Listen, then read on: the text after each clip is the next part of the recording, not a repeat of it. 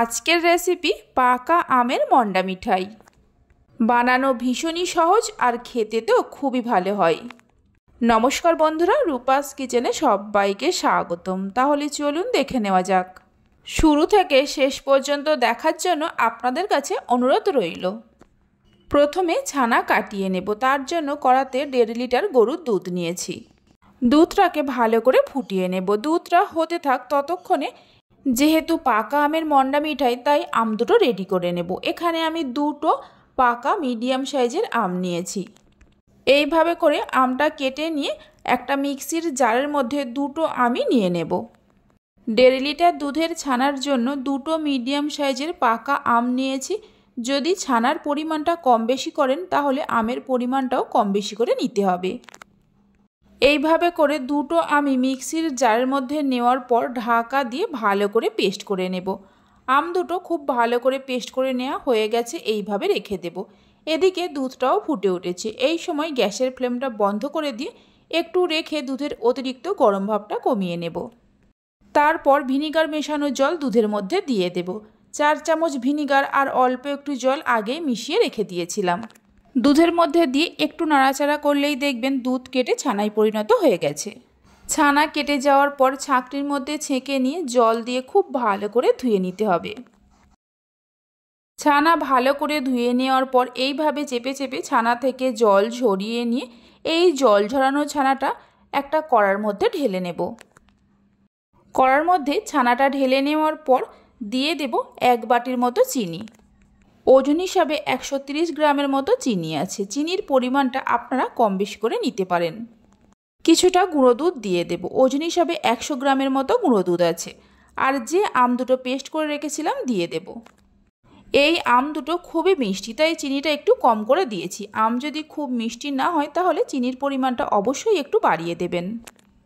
সব কিছুকে খুব ভালো করে মিশিয়ে নিয়ে 5 মিনিটের মতো রেখে দেব। 5 মিনিট পর কড়াটা গ্যাসের ওপর বসিয়ে দিয়ে মিডিয়াম ফ্লেমে নাড়াচাড়া করে মিশ্রণটাকে ঘন করে নিতে হবে। যেহেতু পাকা আমের মন্ডা মিঠাই বানাচ্ছি তাই সুন্দর একটা কালারের জন্য অল্প একটু ফুড কালার দিয়ে দেব। তবে কালারটা সম্পূর্ণভাবে অপশনাল, আপনারা চাইলে দিতেও পারেন আবার নাও পারেন। কালারের জন্য স্বাদের কোনো পরিবর্তন হয় না। মিডিয়াম ফ্লেমে মিনিট 4-5 জাল দিয়ে নেওয়ার পর দেখুন মিশ্রণটা আগের থেকে একটু ঘন হয়ে গেছে।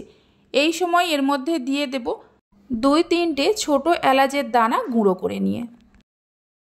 এলাচ দানার গুঁড়োটা দেওয়ার পর খুব ভালো করে মিশিয়ে নিয়ে গ্যাসের ফ্লেমটা লো টু মিডিয়ামে করে আরও কিছুক্ষণ নাড়াচাড়া করে মিশ্রণটাকে আরও একটু ঘন করে নিতে হবে।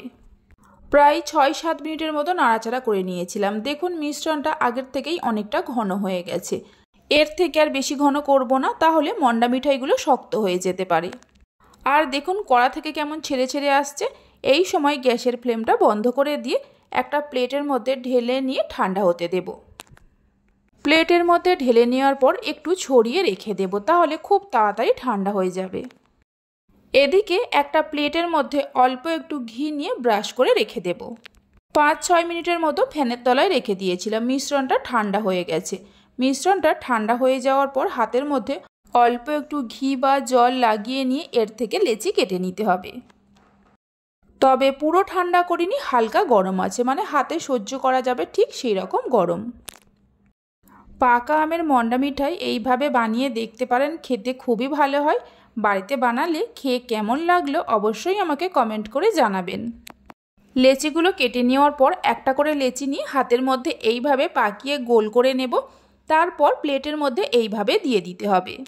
এইভাবে করে প্লেটের মধ্যে দিলে নিচের দিকটা চ্যাপ্টা হয়ে যাবে। বাকি যে লেচিগুলো আছে এইভাবে প্লেটের মধ্যে দিয়ে দিতে হবে।